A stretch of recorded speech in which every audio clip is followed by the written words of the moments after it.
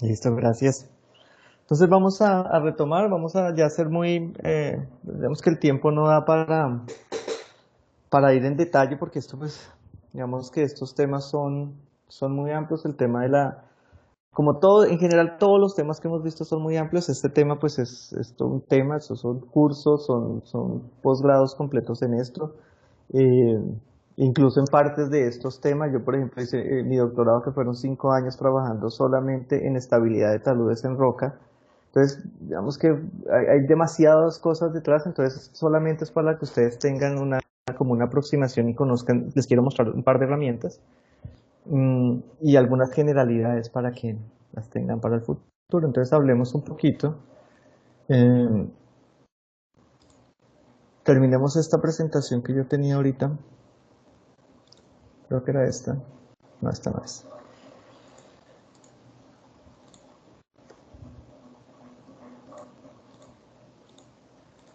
Bueno, yo creo que podemos empezar con esta. Miremos algunas. Después de que se presenta el problema, todos esos problemas que yo les mostré. Eh, Esperen, comparto.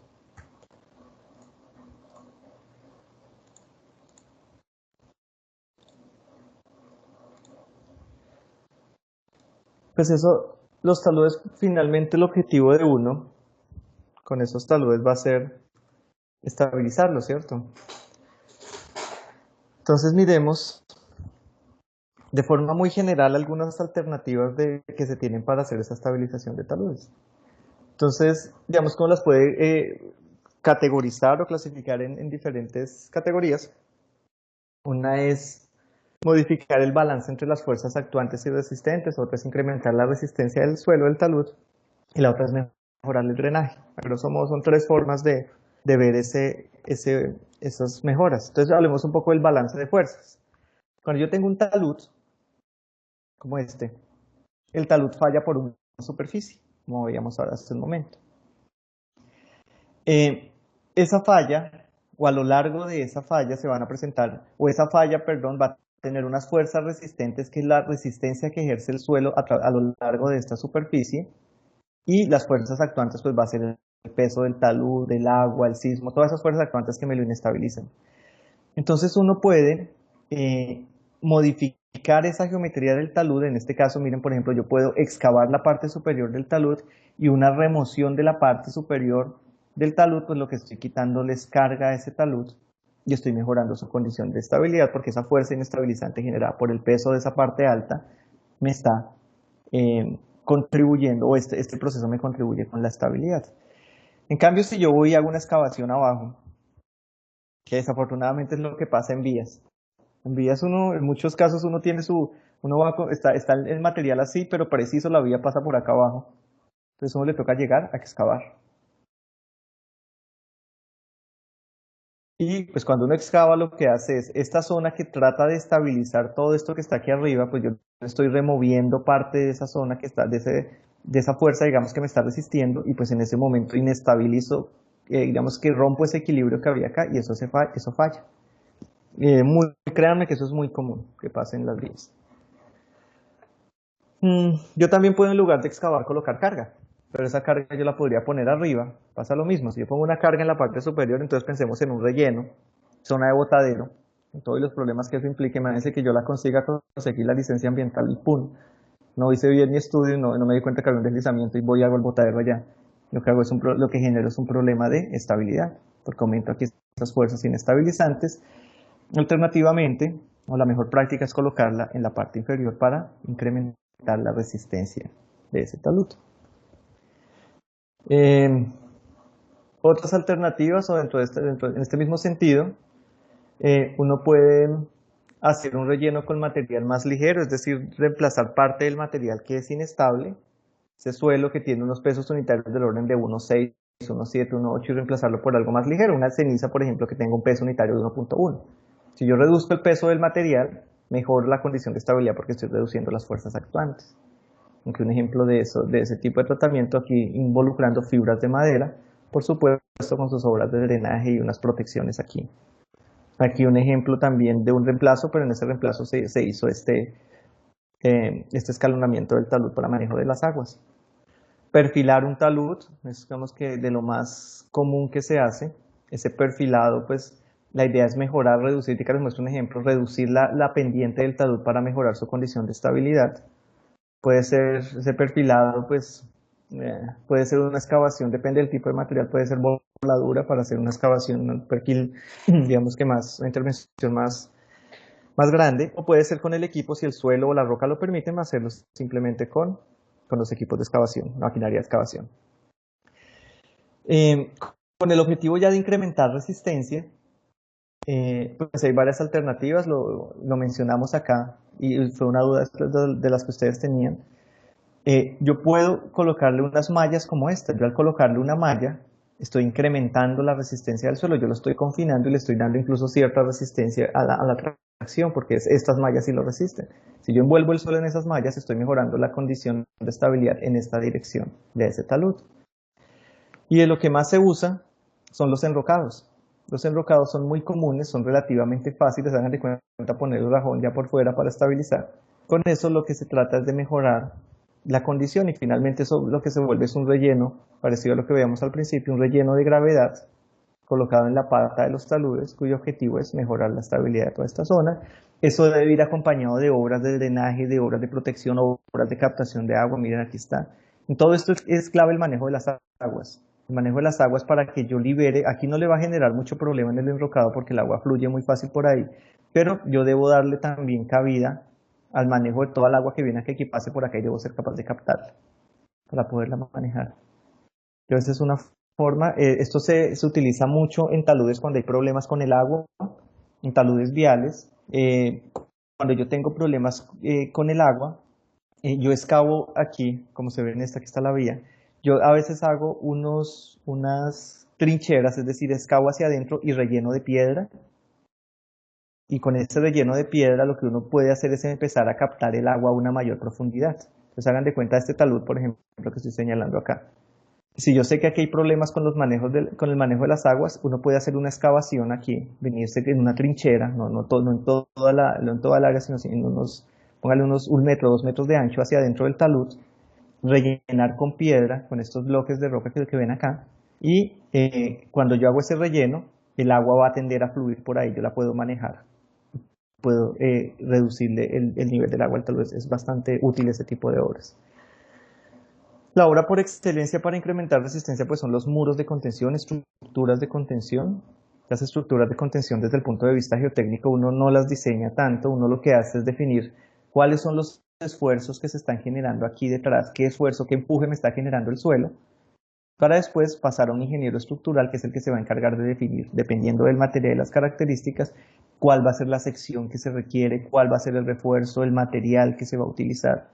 Ya, bueno, el material digamos que lo controla más el proyecto, pero ya las características geométricas para que eso sea capaz de manejar las cargas a las que va a estar sometido ya lo hace más, es un diseño estructural. Aquí el ejemplo, en Colombia yo creo que esto sí lo hemos visto todos. Estos gaviones son unas obras que se utilizan bastante en todo el país, yo las he visto en todo lado. Y pues son obras, pues yo creo que todos sabemos que son gaviones. Son muy útiles, ¿por qué? Porque son fáciles de construir, miren, se hacen casi que con la mano de obra local. Son esas secciones, son esos bloques que se hacen en secciones de 1 por 1, de 2 por 1, y se va armando la geometría requerida para estabilizar.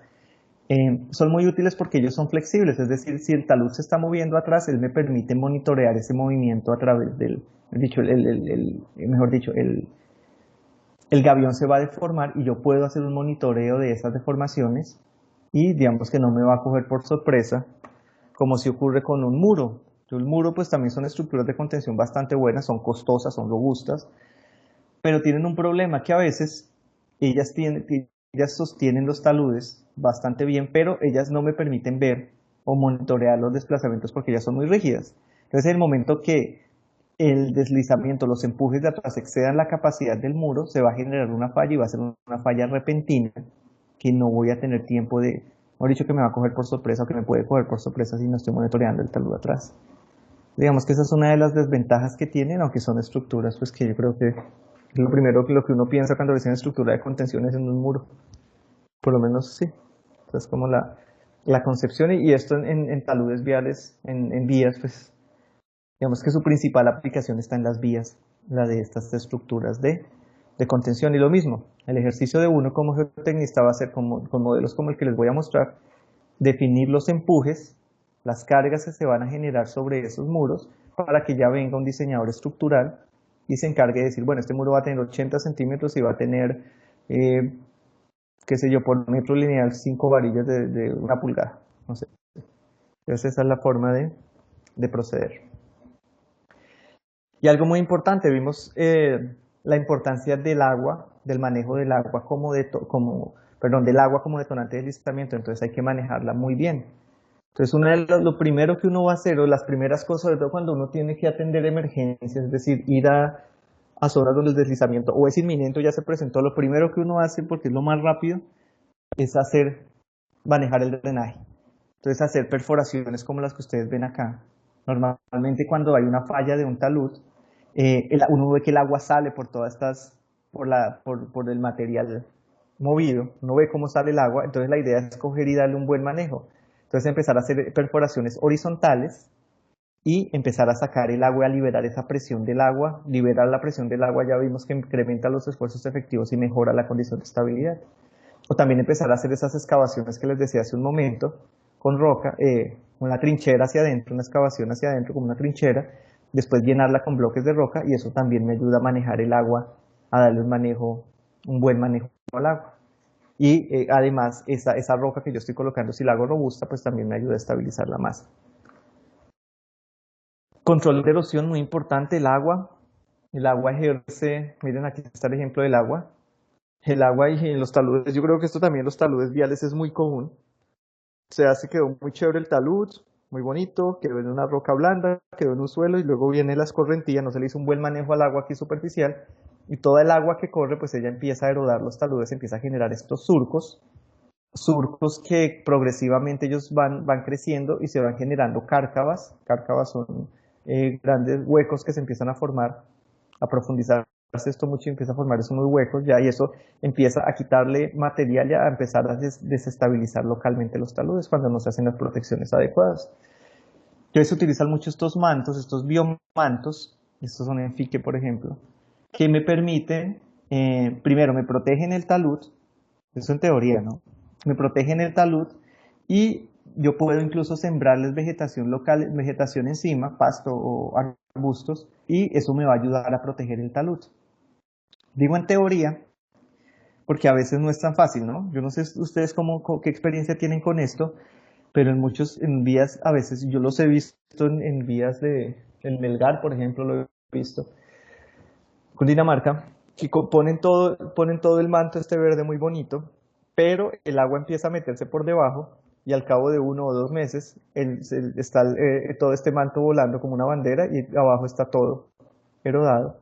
Quizás por problemas constructivos o no sé, o no era la solución adecuada o las pendientes son muy altas, habría que ver el detalle del sitio, pero a veces no funcionan tan bien si no se aplican como debe ser. También está la alternativa de escalonar los taludes, hacer estas terrazas y sembrar. La vegetación protege bastante, aquí me ayuda incluso con la estabilidad un poco de estas terracitas y me ayuda a controlar el agua. Ya en taludes en roca, aquí vemos posibilidades de fallas planares en un talud. ¿Por qué? Porque tengo estas discontinuidades, estos planos, y miren que esos planos y tener el talud en esa dirección hace que los bloques caigan. Ahí está perfecto, mejor dicho, esta es una imagen muy diciente de lo que es un talud, de lo que es una falla en un talud rocoso, propiciada por la presencia de todas estas grietas, todas estas discontinuidades se llaman. Entonces, alternativas para protegerlos están estas mallas, instalar mallas de protección, sobre todo si pueden caer bloques como este que está acá. Si yo cubro el talud con esos bloques, voy a empezar a proteger. Ellos van a caer de todas formas, pero esta malla los va a captar y no van a dejar que llegue hasta la vía. Yo los capto por acá y los dejo, van a quedar aquí amontonados en la pata del talud y no van a caer. Bueno, en este caso son muy grandes, pero cuando ya son más pequeños, los puedo manejar así. Aquí en este caso, cuando ya está, yo lo que recomendaría sería primero tratar de remover estos y hacer unos anclajes que creo que así aquí hay anclajes. y hacerle anclajes. Es decir, miren aquí se ve que todo esto, como esto puede caer, miren que todo, aquí hay unos anclajes, ya vemos unas otras imágenes de anclajes. Miren que aquí hay unos pernos, todos estos elementos que salen aquí son pernos que lo que hacen es amarrar estos bloques que pueden caer a la montaña. Miren aquí esas mallas que les mostraba cómo captan los bloques y me protegen. Miren, por aquí viene la vía. Miren cómo captó el bloque y no dejó que cayera la vía. Lo mismo acá, miren que quedan a un costado de la vía y protegen bastante. Aquí un proceso de perforación de esos horizontales, ya sea para instalar un perno para la malla o para instalar un anclaje para los bloques. Otra alternativa para taludes en roca, esta se utiliza mucho, fíjense cuando entren a túneles, fíjense en la entrada de los túneles, en la excavación que hacen en la boca del túnel, la puerta del túnel se llama el portal. En el portal del túnel uno normalmente recomienda que se haga primero una malla, que se coloque una malla electrosoldada sobre el talud y luego se lance, se lance concreto de esta forma para recubrir el talud. Miren, aquí está la malla lo que su función es que el concreto no se fisure tanto. Y con este tipo de protecciones se mejora considerablemente la condición de estabilidad de esos taludes en los portales de los túneles, que son unos taludes que deben ser estables o estables, porque en el momento que falle un talud de esos, el túnel deja de funcionar. Son claves. Son muy importante que sean estables. Ya alternativas un poco más drásticas cuando puede haber caída de rocas. Miren, aquí se hacen estos falsos túneles. Se hace un perfilado arriba o se buscan zonas donde yo considere que hay más probabilidad de que caigan los bloques y protejo esas zonas para que el bloque pase por encima de la vía y no le vaya a generar problemas a las personas que están circulando. De estos hay aquí en Caldas, en Risaralda. Los anclajes que les decía, el ejemplo que vimos de los bloques es este. Más o menos esa es la geometría. Y pues, por supuesto, todo esto tiene un modelo y todo esto se calcula. Miren, aquí están los anclajes, pueden ser activos o pasivos. Los activos, no sé si me lo preguntaban aquí, los activos son aquellos en los que yo le ejerzo aquí una tensión acá. Yo los tensiono, yo hago la excavación, sí, creo que fueron ustedes los que me preguntaron. Recuerden que les dije que yo lo que hago es anclar este bloque, por ejemplo, que va a caer cuando es activo el anclaje, yo perforo, coloco aquí, instalo mi material, el material con el cual voy a adherir el perno o el cable a la roca, esa resina o ese mortero, luego meto el cable aquí que llega hasta mi resina y luego dejo que esto se seque, frague y aplico una tensión acá arriba y ahí se aseguro mi perno, entonces lo que estoy es confinando esto. O también puedo instalar solamente el perno sin aplicarle tensión y esperar que él empiece a trabajar cuando se mueva la montaña. Pues ejemplos varios que creo que ya los habíamos visto. Entonces esas son como las formas generales de estabilizar taludes. Entonces miremos, antes de hacer el ejemplo, voy a cerrar esto. Profe, Dígame. Dígame, Leonardo. profe, una pregunta con respecto al tema de taludes. Cuénteme. Pues yo específicamente no he visto que tienen algún tipo de junta, algún tipo de separación entre los tramos de taludes que están siendo lanzados, ¿sí? Sí, Y la mayoría de los taludes tienen, obviamente, para esos que son en concreto lanzados, tienen pernos y, o sí, sea, anclajes activos que se les inyecta, pues, la lechada y eso después de haber incluido el perno. Entonces la sí. pregunta era con respecto al tema, porque es que se han caído varios tramos, ¿sí? Ajá. Esos los construyeron los chinos y ellos pues no tienen a veces noción de la geología que se maneja en Colombia, que es diferente a la de China. Entonces se han caído dos tramos de taludes grandes. Sí. Y yo he estado revisando los diseños y en los diseños no aparecen algún tipo de... ¿No aparece algún tipo de qué? ¿Lo perdí? Con respecto a eso, la pregunta es, No, no, no, espera, no lo entendí. Ya estaba mirando los diseños y no aparece. yo ningún tipo de junta ni separación entre los tramos que van lanzando, los tramos pues, de taludes. Entonces la pregunta es, ¿cómo se le da manejo a las secciones o a los tramos que se le están aplicando pues el concreto lanzado? ¿Cómo debería ser el tema de separación entre juntas o tramos o cada cuánto debería ser un lanzado? Cuando uno hace concreto lanzado normalmente, la función de la malla va a ser controlar esos asentamientos, perdón, esas, ese afisuramiento que se va a generar por procesos de fraguado del concreto, igual que cuando se hace en un pavimento. Uno realmente no le plantea, no plantea juntas para ese tipo de solución.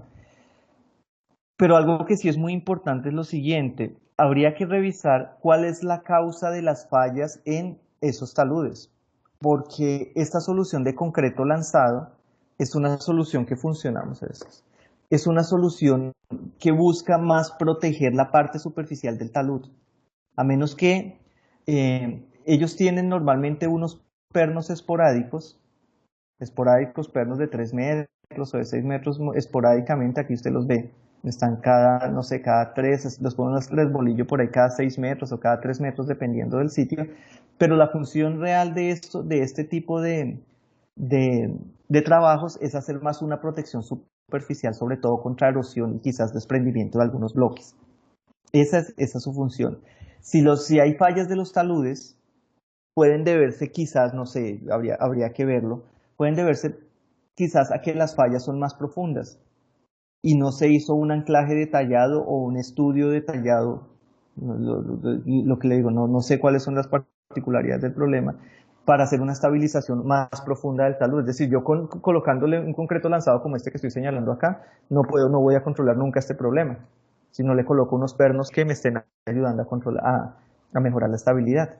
Incluso aquí, en este problema acá, si yo le lanzo concreto acá, seguramente ese concreto sin unos pernos adecuados, sin un diseño adecuado, seguro los bloques se van a empezar a rodar y van a fracturarme el concreto. La roca es muy rígida, supremamente rígida comparada con el concreto. Un bloque pues simplemente va como una cáscara de huevo, casi que lo va a romper si llega a ser la causa de la falla. Entonces habría que ver muy bien qué hipótesis de diseño hicieron, qué condiciones tuvieron en cuenta para hacer el diseño y ver qué función realmente estaban teniendo esos anclajes, qué tan seguidos están y también qué tan ajustados están las condiciones, porque a veces los anclajes uno tiene que ir al sitio e identificar qué bloques son los que se van a caer y decir, anclen este bloque colocándole estos pernos, pues uno lo calcula. A ver si tengo un software de esos aquí. Creo que sí. Profe, una de las causas por las cuales se cayeron esos dos taludes fue porque no tenían todavía la zanja de coronación, las cunetas Sí. esas que realizan para pues, lo de la erosión y lo del manejo de las aguas.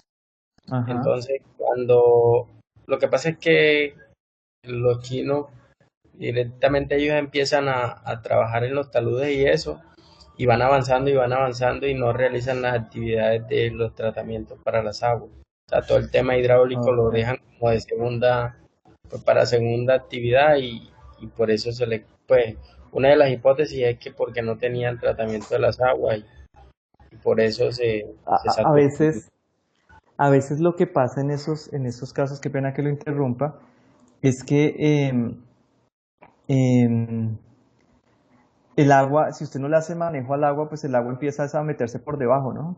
No sé, lo que le digo, no es la condición, pero sí he visto fallas en taludes, perdón, en esos, de ese concreto lanzado por eso, porque si el agua se empieza a meter aquí por atrás, por debajo, empieza a salir a presión por acá y pues ella se empieza a empujar y en algún momento termina rompiendo y dañando la protección que se hace. Y pues eso después de que se rompe por un pedazo, eso se va muy fácil. A veces no le ponen concreto, no le ponen malla, en algunos tramos no le ponen malla, en otros casos dejan muy el espesor, de pronto no lo controlan bien. Es decir, habría que verlo, que revisarlo porque pues las causas pueden ser muchas. Como lo mismo que veíamos con el tratamiento, todo es tan variable y sobre todo cuando uno se mete en estos temas de rocas, cuando ya la roca empieza a meterse en el problema, ¿se acuerdan que yo les mostraba unos modelos tridimensionales de lo que era una red de fracturamiento de las rocas? ya el problema se vuelve demasiado complejo, entonces hay cada sitio va a requerir que se mire y que se haga un modelo, sí, por supuesto, si lo amerita el trabajo, para ver qué es lo que está pasando. Entonces, pero sí, el agua puede ser un detonante y de hecho puede dañarles los trabajos y tiene toda la razón. Si no hacen manejo de aguas mientras están haciendo los trabajos, pues uno debería empezar por ahí, ¿no? Imagínense aquí este bloque que está acá, este que estoy mostrando está el edificio aquí a la parte superior derecha. Yo debería hacerle un manejo al azar. Lo primero, es decir, cuando uno llega y ve un deslizamiento y empieza a ver uno grietas, lo primero que le dice a los operarios es, venga, por favor, traiga arcilla o traiga aquí una geomembrana y tapemos todas estas grietas que están aquí por ahora. Esta grieta, por ejemplo, que se ve aquí, tapémosla para que no entre agua. Porque en el momento que entre agua aquí, el agua lo que va a hacer es presión. Miren, aquí está. El agua lo que empieza a hacer es presión y entre más alta sea la columna de agua aquí, pues más presión va a hacer y más va a tender a desestabilizar en esa cuña. Entonces sí, los manejos de agua son claves y yo creo que es lo primero que uno empieza a hacer. Si yo voy a estabilizar esto, empecemos haciéndole una zanjita por acá, unos drenes por acá, para manejar el agua que le puede llegar aquí antes a mi talud, mantenerlo lo más seco posible, lo más estable posible y ahí sí hacer los trabajos y arreglar todo bien. Perfilar o poner los anclajes, lo que sea que hay que hacer, pero sí. Entonces el manejo de las aguas, como lo señala Leonardo, es una causa importante de deslizamientos. También les decía que uno tiene a veces que ir a campo e identificar lo que puede fallar. Entonces uno lo que hace es un modelo de estos. En un modelo de estos uno ubica toda su información respecto a esos planos de discontinuidad y aquí puede empezar a ubicarle anclajes. Entonces uno le coloca aquí sus anclajes. Bueno, aquí, no, espérense que se me tengo que hacer esta vista tal vez.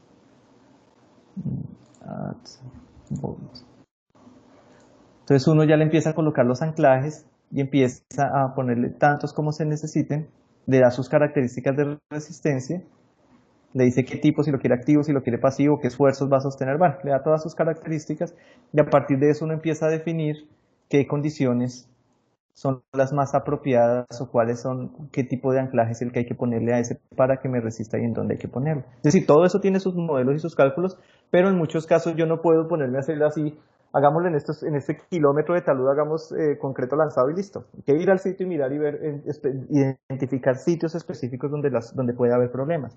Y eso pues exige bastante dedicación a los proyectos y a veces cuando son muchos pues no se tiene esa dedicación. Vamos a ver aquí. ¿Algo más, Leonardo, al respecto? Sí, pues no le puedo dar más detalles pues, porque no conozco el problema, pero Sí, ¿algún otro comentario? gracias, Listo, gracias. Leonardo. Listo, Leonardo. Vamos a mirar aquí otra cosa, otro temita, y es ese tema del análisis, ¿qué es lo que es un análisis de estabilidad de un talud? Ya que hemos hablado de temas de mecánicos y todo eso, pues ya de pronto es más fácil. Entonces, cuando uno quiere hacer un modelo, en general en cualquier proyecto geotécnico, incluso lo mismo en pavimentos, cuando uno quiere analizar la estabilidad de un talud, pues uno tiene que hacer un modelo como ese que les mostraba ahorita de ese software que se llama Switch, es este. Uno tiene que hacer un modelito que simplifique esa condición que es tan compleja que uno está encontrando en campo. Uno va y toma información y hace un modelo como en todo lo que hace una ingeniería. Una simplificación de la realidad para que sea lo suficientemente digerible o lo suficientemente sencillo para que yo pueda hacer un cálculo de eso. Una abstracción de eso, un modelo es una abstracción de la realidad, lo suficientemente simple, simplificada, pero representativa de las condiciones del sitio. Entonces yo tengo varias opciones, o yo tengo dos opciones principales. Yo puedo hacer unos modelos de estado límite, o yo puedo utilizar modelación numérica. En los modelos de estado límite yo estoy teniendo en cuenta el comportamiento del material solamente en la falla.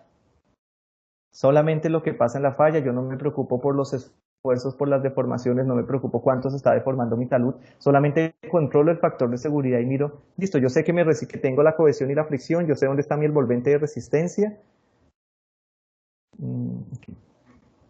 yo sé aquí, en mi dibujito que hacíamos digamos, lo hacíamos en términos de S y T.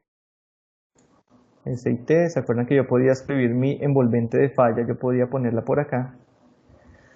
Entonces cuando yo hago un análisis de estos, un análisis límite, yo lo que estoy es haciendo un análisis aquí. A mí me interesa es que mi talud o que mi obra, que mi pavimento no llegue aquí, pero yo trabajo aquí en este valor. Entonces yo comparo la condición de esfuerzos que tiene la condición de esfuerzos que le estoy aplicando a mi talud contra lo que me resiste y calculo un factor de seguridad como les mostraba. No me interesa nada de esta región, que es donde realmente está trabajando el talud, que es donde se está deformando. Yo ahí no estoy calculando deformaciones ni nada.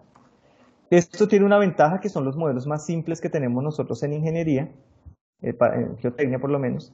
Son los modelos más sencillos que tenemos y algunos de los modelos utilizados son el equilibrio límite, los análisis límite, las slip lines, que es otro modelo de estado límite. Son modelos sencillos en los cuales yo debo definir, yo debo decirle a mi modelo por dónde va a ser la falla. Yo debo a priori, antes de decir, ese talud va a fallar, pero yo debo decirle por dónde es la superficie de falla al modelo, porque si no el modelo no es capaz de predecirlo. Yo debo, como persona que está haciendo el cálculo, decírselo al programa. Por otro lado, yo tengo la modelación numérica. En la modelación numérica yo sí me preocupo por hacer todo un cálculo mecánico detallado de qué es lo que pasa cuando mi talud cuando mi obra o mi proyecto se está moviendo por acá en esta zona de estos esfuerzos por acá. Yo tengo que incluirle una curva, en esos casos, una curva esfuerzo de formación, recuerden, una curva esfuerzo de formación que me diga, que me está describiendo cómo está comportándose mi suelo, mi material, cuando yo estoy por aquí en un rango de deformaciones más bajito, sin llegar a la falla, sin llegar a tocar esta envolvente, sin llegar aquí. Entonces debo saber que el suelo se deforma, la roca se deforma, pero eso ya exige, ¿se acuerdan que les mostré una matriz de 6 por 6? Eso ya vuelve el problema desde el punto de vista desde el punto de vista matemático y analítico supremamente complejo, y esos problemas normalmente no tienen una solución analítica. Cuando yo hablo en términos de esfuerzos y deformaciones, entonces uno recurre ya a utilizar métodos numéricos. Dentro de los métodos numéricos, el más conocido son los elementos finitos, que yo creo que todos hemos escuchado de elementos finitos, todos hemos escuchado de software como Abacus, como Plaxis, incluso SAP. SAP tiene un módulo de elementos finitos. Ese software, ese tipo de herramientas sirven para resolver problemas muy complejos haciendo una discretización matemática. Hay otras alternativas como los elementos discretos. Los elementos discretos lo que hacen es, a diferencia de los elementos finitos en el que yo asumo que mi material se comporta como un medio continuo, en los elementos discretos sí tienen en cuenta que los materiales no siempre son continuos. Las rocas, por ejemplo, los macizos rocosos tienen esas discontinuidades que veíamos aquí. Todo esto, los macizos rocosos tienen discontinuidades, ellos no son materiales continuos. Entonces con un modelo como en un modelo como el de los elementos discretos, yo sí ya puedo tener eso en cuenta. Matemáticamente son más complejos, pero me sirven para tener eso en cuenta. Hay otros métodos como el método de partículas adheridas, en el cual yo modelo estos medios continuos como si fueran varias partículas de material, varias esferitas de material unidas, y así puedo hacer esos análisis. Hay otros métodos, este que se llama Material Point Method. Este método lo que hace es, ya utiliza unos conceptos matemáticos, unas redes matemáticas para que yo pueda, estos medios que son discontinuos, que son continuos como los suelos, yo pueda modelar grandes deformaciones. Por ejemplo, pueda modelar avalanchas o flujos de suelo que se desplazan grandes distancias. Yo puedo modelarlos utilizando o combinando este método de punto material, creo que se traduce, yo puedo combinar esto que ya se mete con unas redes matemáticas. Bueno, eso ya tiene un cuento, unos manifolds se llaman, unos elementos matemáticos para poder hacer cálculos de estabilidad. Nosotros, en análisis convencionales en geotecnia, como esos que les estaba mostrando de la superficie de falla, estamos por aquí. Estamos haciendo análisis de equilibrio límite, de estado límite, por una técnica que se llama el equilibrio límite. Y en un talud, bueno, aquí hablando de las fallas en los taludes, ya habíamos visto los detonantes de las fallas, habíamos hablado de las propiedades de Mohr-Coulomb, de su geometría y de la importancia del modelo geológico. A lo que iba es que en modelos de equilibrio límite, como un talud como el que ustedes ven acá, uno debe definir una superficie de falla. Esta va a ser mi superficie de falla. Entonces uno lo que hace es evaluar las fuerzas resistentes, es decir, lo que me resiste el suelo, aquí la fricción que se genera aquí en toda esta superficie, aquí están las fuerzas resistentes, versus las fuerzas actuantes, que es el peso, que es la posición del agua, el sismo, todo sobre esta superficie. Este es un problema que, aunque es sencillo de resolver matemáticamente, es un problema estáticamente indeterminado. Entonces, para resolverlo, uno debe discretizar el talud en tajadas y empezar a hacer un poco de simplificaciones para determinar ese factor de seguridad y poder calcular ese balance entre las fuerzas resistentes y las fuerzas actuantes. Eso es, digamos que una de las limitaciones de este tipo de métodos, que la solución no es exacta, sino que yo necesito hacer simplificaciones respecto a la sumatoria de fuerzas aquí en todas estas tajadas. Entonces yo debo coger en cada tajada y determinar las fuerzas que se están generando tanto aquí en la superficie de falla y en algunos modelos las que se generan entre las tajadas, teniendo en cuenta, por ejemplo, el peso que se generan las tajadas, en cada una de las tajadas teniendo en cuenta la fuerza normal, las fuerzas de cortantes, y así puedo calcular factores de seguridad, balanceando las fuerzas resistentes sobre las fuerzas actuantes, como lo vimos hace un momento. Y aquí está. El factor de seguridad va a ser las fuerzas resistentes, que es, aquí si estos miran, esto es el criterio de Mohr-Coulomb, C más n tangente de phi, que está multiplicado por beta por la inclinación, pero es esto en esencia.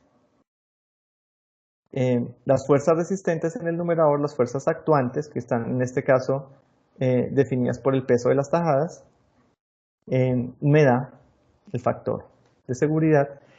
Otra de las limitaciones es que yo debo definir esta superficie, yo no puedo, el programa no, yo no puedo decirle al programa, listo, ahí están los datos, esto tiene una cohesión de 20 y una fricción de 30, haga el análisis y dígame por dónde va la superficie de falla. No, este tipo de modelos no permite hacer eso. Yo debo decirle, para esta superficie de falla, con esas propiedades, calcúleme el factor de seguridad. Y el problema de esto es que uno no sabe dónde está la superficie de falla, porque si el talud no ha fallado, ¿yo cómo voy a saber dónde está la superficie de falla?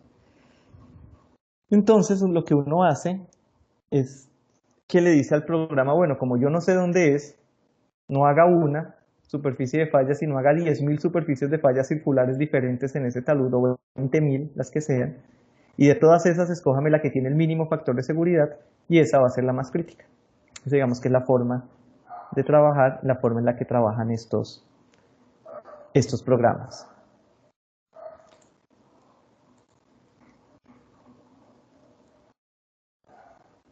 Yo no sé si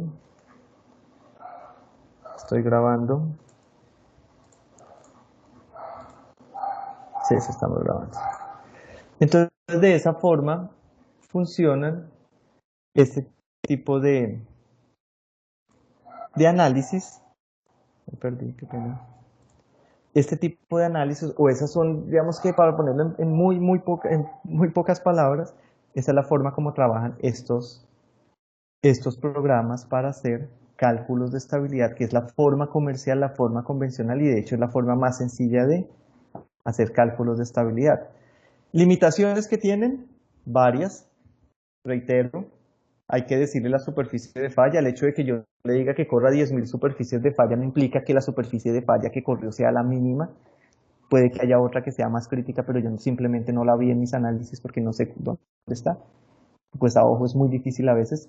Hay unos problemas particulares que sí, uno viendo la geometría, los estratos, uno sí más o menos sabe por dónde va, pero en otros sí es imposible. Entonces, es una de las principales limitaciones. Otra es que no me dice nada respecto a las deformaciones, simplemente él asume que aquí toda esta zona de aquí ya está en la falla.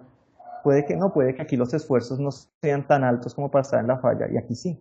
Entonces, esa es otra de las limitaciones que tiene este método, pero funciona, y es en la consultoría, pues en ingeniería civil, es lo que más se utiliza.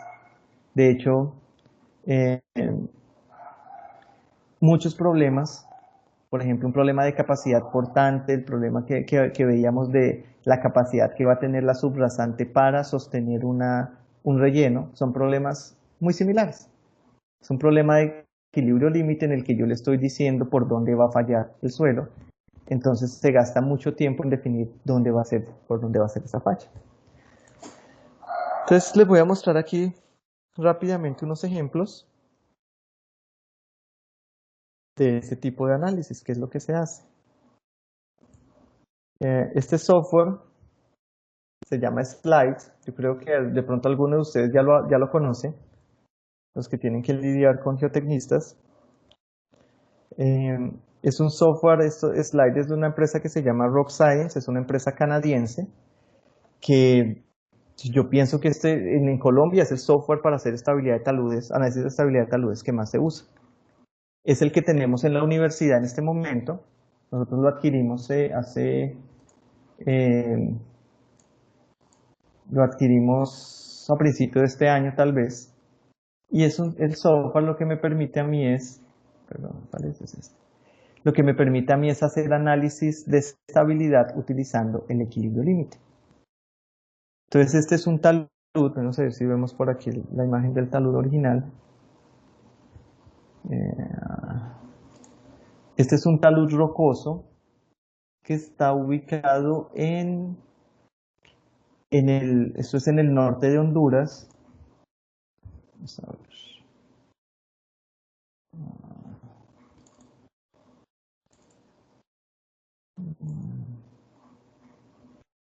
Y ese talud,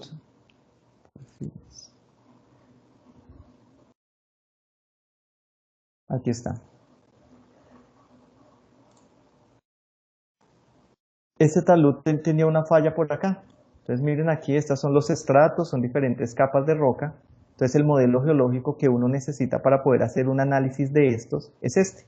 Un modelo que le diga a uno con detalle, primero, cuál es la topografía del sector, la topografía más reciente, actualizada, y un modelo geológico que se lo construye uno. Normalmente lo hace el geólogo, pero uno digamos que asiste a ese proceso de definir todas estas capas, cómo es la inclinación de todas esas capas, dónde hay cambios de capas. Entonces mira que hay varias perforaciones. Uno se ayuda, o el geólogo se ayuda de todas esas perforaciones para definir ese modelo geológico. Se define, por ejemplo, que aquí está la falla. Todo esto que les estoy señalando aquí es material que ha fallado, que cayó en algún evento de proceso de inestabilidad que hubo acá. Cayó material. Y miren que de todas formas hay un poco de interrogantes. Uno de todas formas trabaja con una incertidumbre muy alta en su modelo y empieza a llenarse de interrogantes. ¿Por qué? Porque la información no le permitió al geólogo saber que este estrato RT60 estaba aquí. Pero como él lo había cogido aquí, esto es una falla, como él lo había mapeado acá, mira aquí está RT50, RT60, lo mapearon con esta perforación. Miren que a él le permite decir, bueno, hasta ahí va la secuencia, yo solamente mapeé hasta acá, la secuencia aquí pues debería ser similar, a pesar de que está esta falla que me la desplazó, la secuencia debería ser similar, entonces debajo de RT40 va a estar RT50 y RT60, pero yo no sé qué espesores tienen. Es muy probable que sea así, pero uno trabaja así. Desafortunadamente uno debe irse con esa incertidumbre porque no es posible.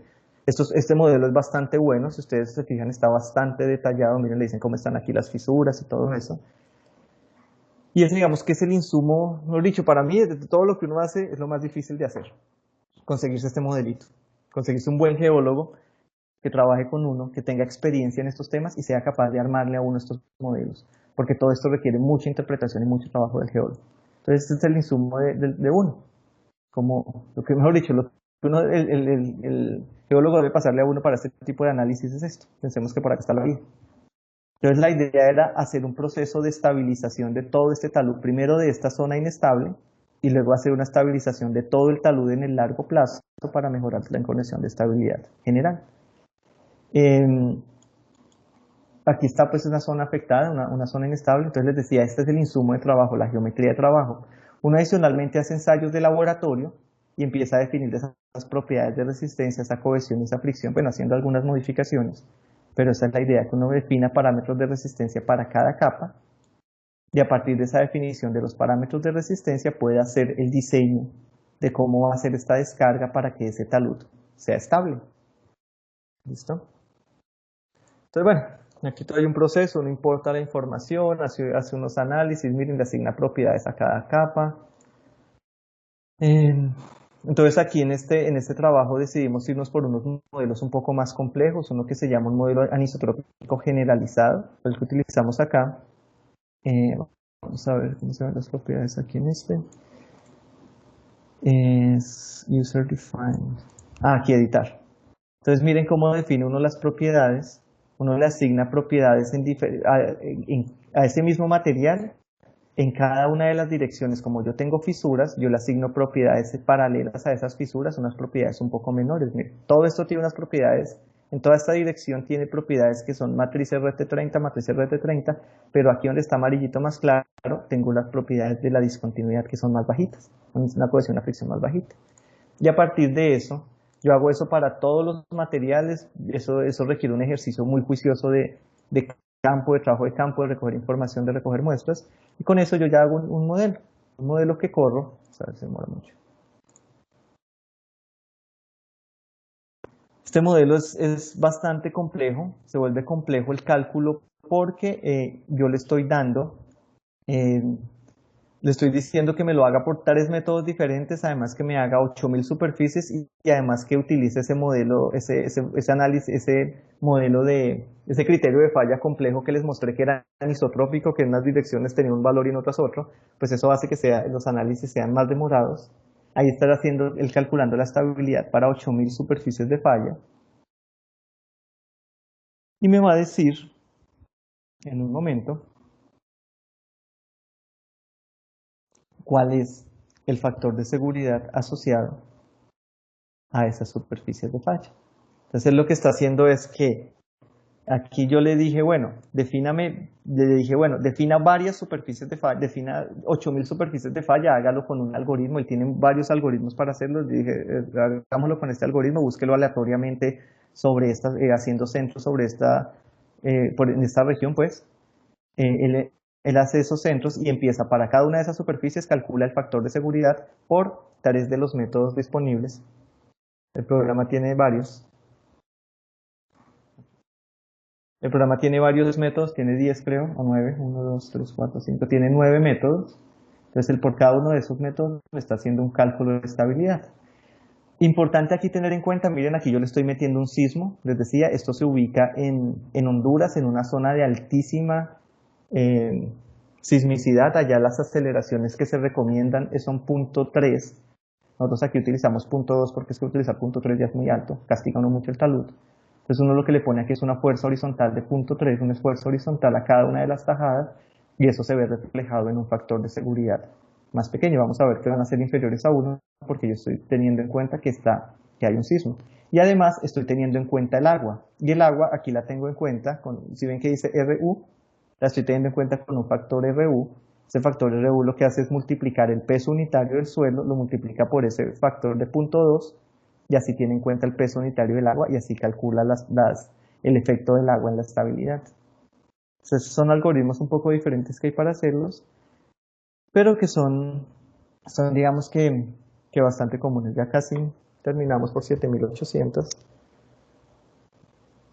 Entonces, reitero, este software es el que estamos manejando en este momento en la U. No tenemos solamente este, sino todos los 10 o 12 programas que ofrece Rock Science para geotecnia. Y pues allá está a su disposición sobre todo para proyectos de investigación, quien esté trabajando proyectos de investigación en temas relacionados con modelamiento o esos temas, allá puede ir a la sala de computadores y allá está disponible. Entonces miren, entonces les decía, para cada método, de esos que de las tajadas, cada método de tajadas tiene sus diferentes hipótesis. Entonces él me va a decir, miremos por ejemplo este que se llama Yambú simplificado. Para Yambú simplificado, miren la cantidad de superficies de falla, todas las que están en rojo son las que con el sismo me generarían falla en este talud aquí en esta zona inestable. Entonces miren que después de esos análisis uno define, bueno, tengo un poco de superficies de falla en esta zona, entonces lo que tengo que hacer aquí es un perfilado de toda esta zona, tengo que descargar toda esta zona en ese talud para poderlo estabilizar. Y eso hay que hacerlo pues con una geometría adecuada para que no me genere una falla quizás más arriba. Estamos hablando que este talud tiene, ahí no se ve muy espectacular, pero este talud siempre es grande, este talud tiene, desde aquí hasta aquí, siempre tiene 140 metros, es un talud grande. Y de longitud estamos hablando de Pongámosla hasta por acá arriba, estamos hablando de 500 metros, es un talud bastante, bastante importante. Entonces miren las superficies de falla que se generan, pero quiero que miren también todas las superficies de falla que se consideran. Se consideró toda esta cantidad de superficies de falla, la hacía centro acá. Miren, cada superficie de falla se le calculó su factor de seguridad y ahí cada color indica el factor de seguridad de cada superficie de falla. Aquí está el diagrama que me muestra qué significa cada color. Entonces uno así calcula los factores de seguridad. Entonces el ejercicio, ¿cuál es? El ejercicio es, bueno, hagamos que eso sea estable. Entonces para hacer, miren que, otro tema, miren que las superficies de falla son no circulares, ¿no? Pues no todas las superficies de falla no tienen por qué ser circulares. Son circulares cuando los materiales son homogéneos e isotrópicos. Este material es heterogéneo, son diferentes capas y además es anisotrópico. Seguramente la superficie de falla crítica va a ser no circular. Entonces uno genera esos algoritmos de búsqueda y empieza a ensayar muchas superficies y de ahí va a encontrar la que es mínima, en este caso con un factor de seguridad de 0.9, es decir que con un sismo ese talud fallaría y de hecho fallaría en todos esos que les mostraba. Todas las superficies con un factor de seguridad inferior a 1 o va a fallar, perdón, solamente en esta superficie de falla. Esta es la que sería más crítica y me generaría un factor de seguridad inferior a 1. De resto, si ya le pongo menor a 1.1, ya empiezan a aparecer más superficies, dependiendo del método, que aparecen más. Esa es, a grosso modo, la forma de proceder cuando uno está haciendo estos análisis de estabilidad. Esto es para mejorar la condición de una vía que viene por acá.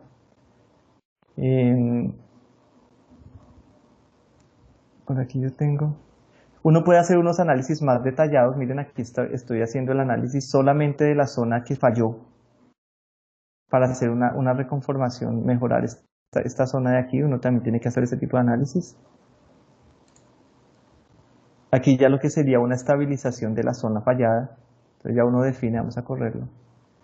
Pero vamos a hacer una cosa. Bueno, sí, corrámoslo. Aquí se va a demorar más, no abortemos esto.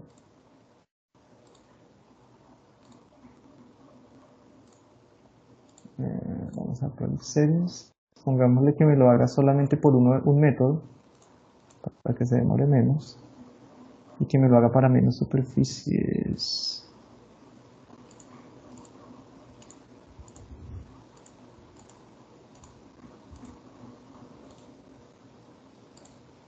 Que me lo haga para pocas superficies, que me lo haga solamente para 1000 superficies.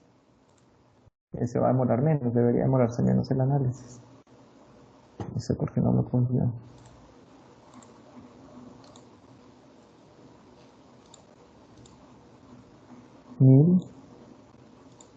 Y total settings, methods.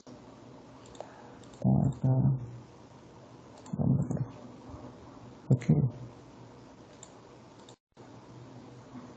Bueno, ahora creo que sí lo va a coger.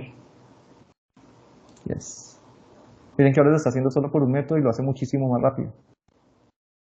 Miren el factor de seguridad, como se hizo la estabilización, se mejoró la condición de estabilidad en esta zona. Miren, hizo todo este perfilado del talud, pues ya evidentemente debe mejorar el factor de seguridad.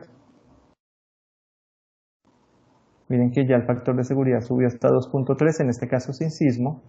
Pongámosle el sismo a ver cuánto da. Estábamos poniendo una carga sísmica de 0.2. Entonces corrámoslo. Y ahí está.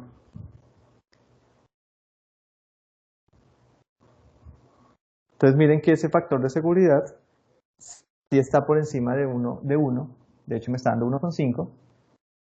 Entonces ya esta geometría pues le puede servir a uno y decir, bueno, ya con esta geometría estoy mejorando bastante la condición de estabilidad. Puedo ser quizás un poco más arriesgado, 1.5 todavía es alto. Yo podría empezar a decir, no, quitémosle un poquito más de acá o arreglémoslo diferente para que el talud, para bajar un poquito ese factor de seguridad, dejarlo del orden de 1.3, que con sismo ya es una condición, con un sismo de estos tan fuerte ya es una condición bastante aceptable.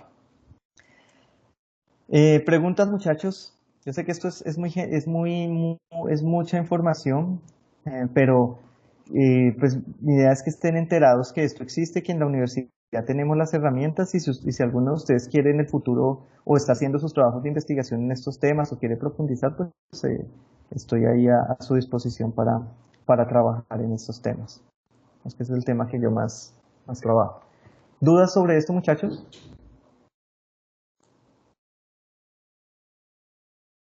¿Ninguna? Listo. Entonces les voy a enviar. Listo, gracias. Gracias, Jacqueline. Gracias, Marcela, por contestar. Les voy a enviar a su chat, aquí al chat de esta conversación, perdón, que estoy. Les voy a enviar un archivo. Creo que es este. Sí.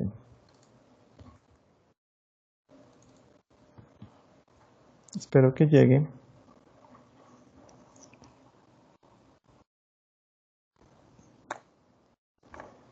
Sí, creo que llegó. ¿Sí les llegó el archivo?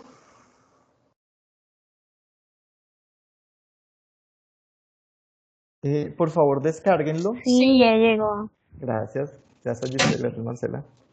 ¿Dónde Por, llegó, ingeniero? por el chat del grupo. ¿No te llegó? ¿Cuál grupo? ¿WhatsApp o allá en el...? En el de Teams. Ya No, déjame un minuto y ya te lo envío ya se los envío al grupo de WhatsApp. Espera, me conecto a WhatsApp. Mira, en un segundo. WhatsApp. Ay, espérenme un segundo que no tengo mi teléfono acá. Ya me conecto.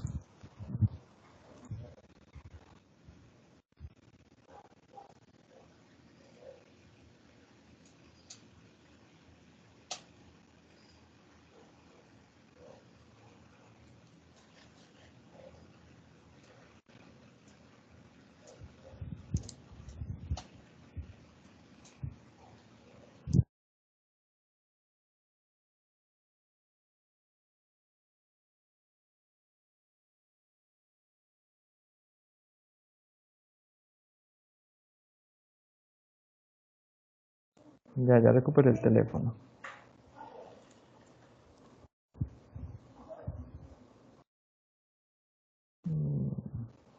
WhatsApp web. Logout.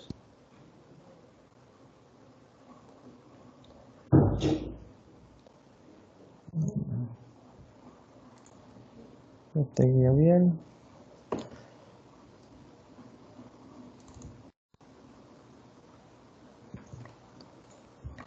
Listo, ya tienen el archivo también en WhatsApp. Ahí se acabó de ir.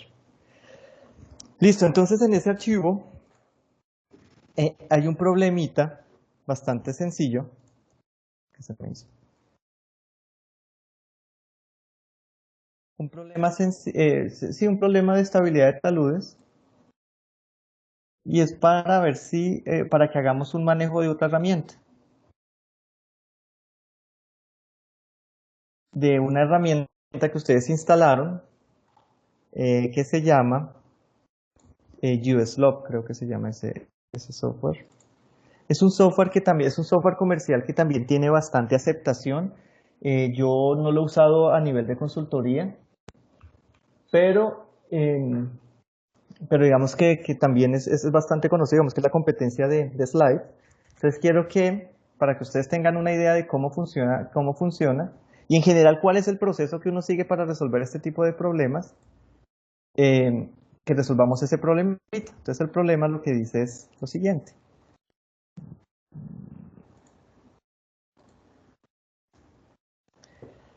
Es un problema de un talud. Ustedes ven acá, es un talud que tiene una inclinación de 30 grados, tiene una altura, desde aquí estamos en la cota 7, tiene 13 metros de altura, no es muy alto. Tiene inicialmente una condición de agua, en el que el agua aquí, piensen que esto es una inundación, por ejemplo, un talud en un río, que es muy común esto que pase aquí en el río Sinú, que cuando sube el nivel del agua, quede en esta condición, miren, aquí está el nivel freático, el nivel del agua, está aquí, sube hasta 3 metros por encima del terreno. Y cuando ya baja la inundación, el nivel freático otra vez vuelve a estar, asumamos que está aquí a este nivel, en esta cota 7. Nos dan las propiedades de los materiales y lo que nos están preguntando es, bueno, calcule el factor de seguridad en este escenario y calcúlelo en este escenario y compare. ¿Cuál de esos factores de seguridad cree o va a ser mayor y por qué? ¿Cuál creen ustedes de esos factores de seguridad que va a ser mayor? El de arriba donde tengo el agua a este nivel en una inundación, por ejemplo, o aquí donde ya bajó el nivel del agua. ¿Cuál creen que va a ser más estable? El factor de seguridad más alto. Son los mismos materiales, el mismo talud.